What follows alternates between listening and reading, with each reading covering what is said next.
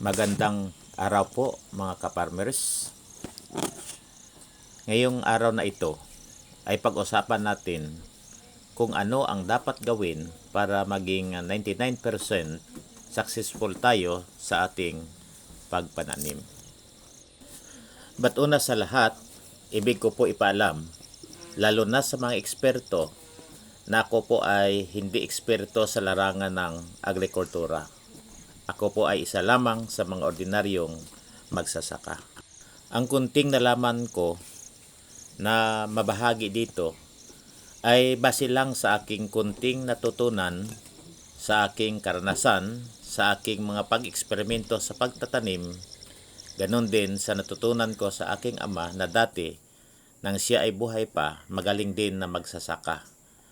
Nagmamanid din siya ng isang malaking hasyenda dito sa Pinas. Isip isang magsasaka, buhay pa sa aking alaala, nang bata pa ako. Dati kami pa ang nagpipara ng mga seedlings ng tubo para dalhin sa dating Formosa na ngayon ay bansang Taiwan. Kahit alas 12 ng gabi noon, pag dating ng eroplano, magkarga pa kami ng mga seedlings para dalhin sa Taiwan. Pero sa ngayon, malayo na ang ating agwat sa bansang Taiwan na dati ilan sa mga Pilipino ang nagtuturo sa kanila sa larangan ng agrikultura. Sa ating topic sa araw na ito at sa akin na nabanggit, bakit 99% lang na magtagumpay sa pagsasaka, hindi 100%?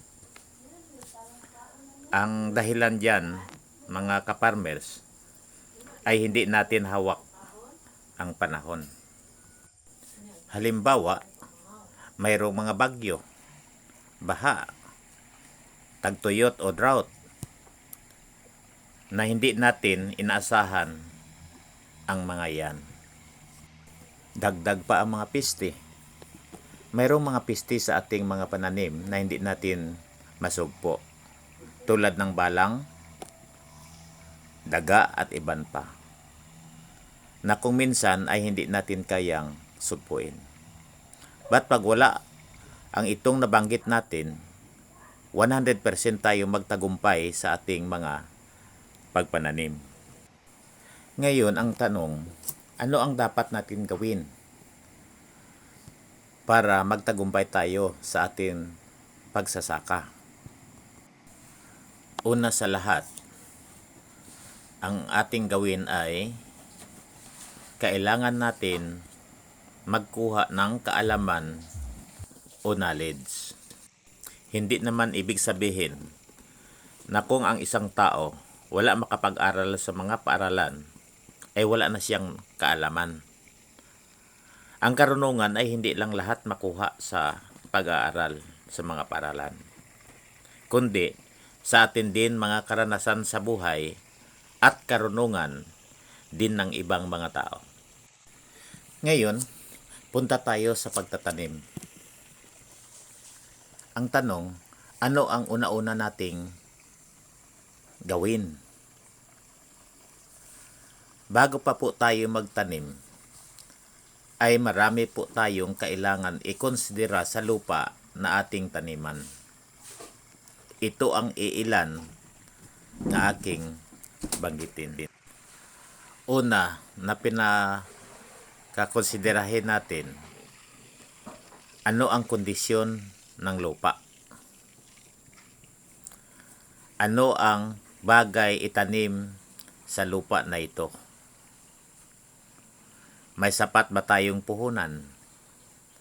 Paano natin maibenta yung produkto, lalo na pag pangnegosyo itong pagpaparming natin? May sapat ba itong patubig? May kasipagan ba tayo at dedikasyon? Mayroon ka bang pagmamahal sa halaman? Itong mga nabanggit ko, ito ang susi paano tayo magtagumpay sa ating pagpaparming. Ngayon, sa araw na ito, ay atin isa-isahin ang mga ito. Unahin natin mga kaparmer ang kondisyon ng lupa. Para magtagumpay ang ating pagpananim, bago pa tayo magtanim ay kailangan muna natin malaman ang pH ng lupa. Ang kadalasan sa mga tinatanim natin ay ang kailangang pH ng lupa ay 6.5 hanggang 7.0. Pero may mga tanim naman na mas komportable sila sa slightly acidic hanggang neutral na lupa. Tulad ng blueberries at iba pang mga tanim. Ngayon ang tanong, paano matawag na neutral ang isang lupa? Ang matawag na neutral na lupa, kailangan ang kanyang pH ay 6.5 hanggang 7.0. Pag bumaba sa 6.5, ang pH ng lupa ay may pagka-acidic na yan. Pag lumampas naman ng 7 ang pH ng lupa, ay neutral hanggang alkaline na yan. At yan naman, komportable mabuhay ang asparagus at iba pa na mga tanim, lalo na ang mga halaman sa kagubatan. Ngayon, ang tanong, ano ang matutunan natin dito? Ang matutunan natin ay bago pa tayo magtanim, kailangan muna natin malaman ang kailangang pH ng ating itanim na halaman. Sapagkat, pag hindi angkop ang tanim sa pH na kanyang kailangan, ay hindi malusog ang ating mga halaman na tinatanim. Ang mga halaman ay tulad din ng tao. Pag acidic ang bituka, kahit anong sarap ang pagkain na ibigay mo, ay wala siyang ganang kumain. Pagpilitin mo siya, kanya lang isuka yan, kahit ano kasarap. Ganon din sa halaman. Pag acidic yung lupa o sobrang alkaline na hindi angkop sa pH na kailangan ng tanim, ay hindi lahat ma-absorb ng halaman ang ibigay natin na mga pataba, dahilan na hindi maging malusog ang ating mga tinatanim. Tulad din ng tao, pag hindi malusog ang katawan ng isang tao, ay lalapitin siya ng mga sakit. At yan ang ibang dahilan bakit mamangha tayo, bakit namamatay ang ating mga tinatanim. At kung hindi man mamatay ang ating mga tanim, hindi naman sapat ang ating maharbes na maaring sanhi ng ating pagkalugi. Ngayon, mayroon na tayong kunting natutunan mga kaparmers tungkol sa lupa. Punta naman tayo sa tanong kung ano ang bagay itanim sa lupa na ito. Sa nabanggit na natin, bago pa tayo magtanim ay kailangan muna natin malaman ang pH ng lupa. Halimbawa, ang gusto mong itanim ay talong. Kailangan malaman mo muna kung anong pH ang angkop para sa talong. Ang talong ay okay sa lupa na may pH na 5.5 hanggang 7.5. Ngayon ang tanong, paano kung ang iyong lupa ay ang kanyang pH below 5.5. Pag taniman mo yan ng talong, sigurado na hindi mabuti ang kanyang resulta. Posible masakitin yung talong mo, lalapitin ng mga sakit, at posibleng mamatay pa sila. Kung ganyan ang sitwasyon ng lupa mo, ano ang iyong gawin bago pa magtanim? Ang iyong gawin ay araruhin paulit-ulit yung lupa para makasingaw. Mag-apply ng mga organic materials. Mag-apply ng lime o apog. Sa ngayon, marami naman mabili na mga soil neutralizer sa mga palengke. Pwede mo din applyan yan. At ganoon din, iwasan ang acidic na mga pataba. Paano naman pag sobrang alkaline na ang lupa mo? Kaya pag sobra na sa 7.5 yung pH ng lupa ay patong alkaline na yan or alkaline na yan. Ang sa akin, wala naman may bigay ang ibang mga technician. Nag-eksperimento ako. Mag-aabono lang ako ng mga acidic na pataba. Na-control ko din ang alkaline na yuta. Kasi ang isa sa mga tinaniman ko, may panahon, lalo na sa tig-ulan, umaabot ng 8 ang pH ng lupa. Masyadong alkaline. Yan ang dahilan na mamatay ang aking mga tanim. Ang ginagawa ko lang sa aking eksperimento, linagyan ko ng mga acidic fertilizer.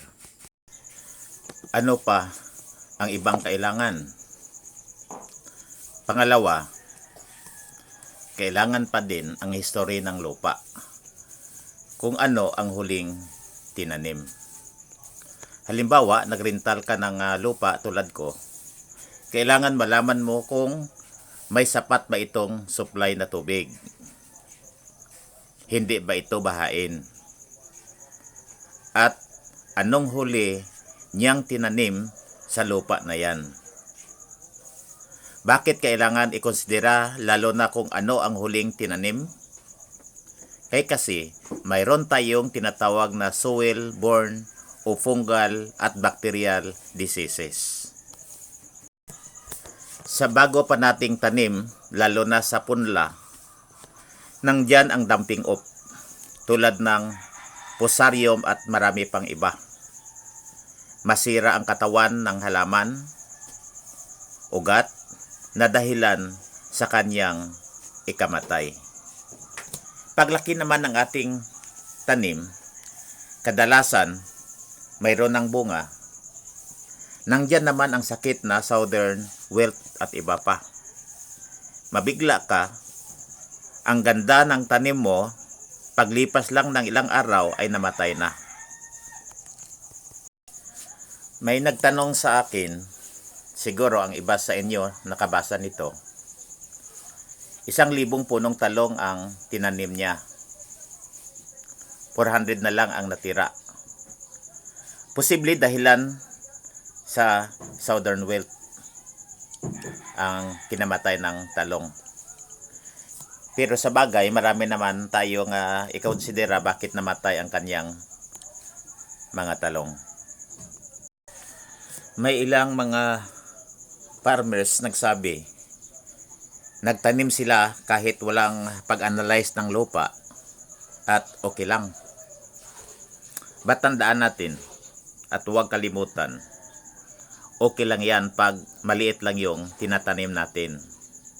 Iba na ang usapan pag by hektar na ang ating tinaniman.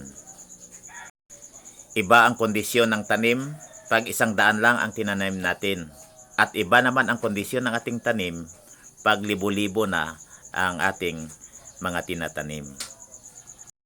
Tulad ng sibilisasyon ng tao, pag konti pa kayo sa isang barangay, konti pa yan ang mga problema.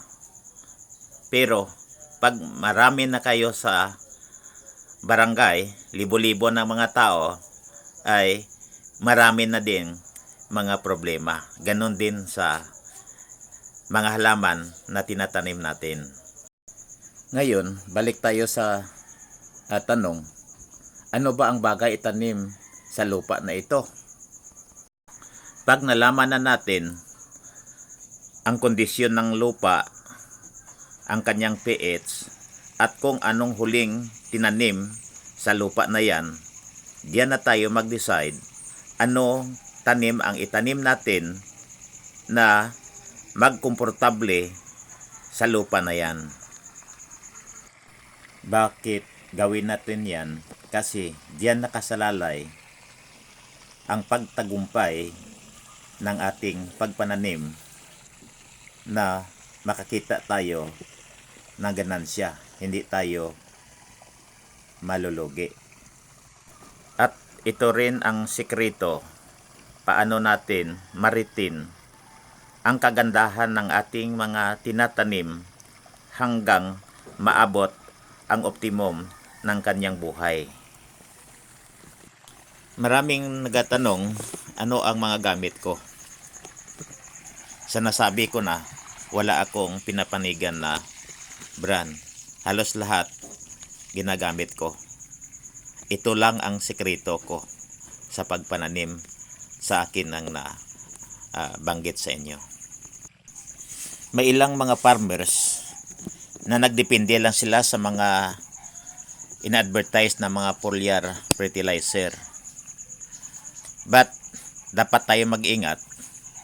Kasi sabi ng kaibigan ko na plant pathologist, pagka mayroong sakit ang dahon ng ating mga tanim at inaplayan natin ng mga foliar fertilizer, yan pa ang sanhi ng kanilang ikamatay. At kung hindi man, yan pa ang dahilan bakit hindi sila makabigay ng magandang produkto para sa atin. Sana ang video na ito ay makabigay ng kunting kaalaman, lalo na sa mga baguhan. Sa sunod na episode natin, atin naman konsiderahin kung ano ang kailangan ng tanim na gusto natin itanim sa lupa na ito. Ganon din, ano ang iyong gawin pag nalaman mo ang history ng lupa na ang huli niyang tinanim ay kamatis at ang gusto mo naman itanim ay talong. Yan ang ating pag-usapan sa sunod na episode. Sana nagustuhan nyo ang video na ito at makabigay ito ng kunting kaalaman, lalo na sa mga baguhan pa sa pagpananim, paano na hindi sila malugi sa kanilang mga pagpananim. At please, pakishare naman po sa iba ang video na ito kung nagustuhan nyo. Baka makatulong din sa kanila. At baka maka-encourage din ito sa mga bata na magpatuloy sa pagsasaka. Kasi ang bansa natin ngayon, karamihan sa mga bata ay wala ng hilig sa pagpaparming. Huwag natin kalimutan na kahit anong kayaman ang isang bansa, hindi yan tatayo pagka walang pagkain.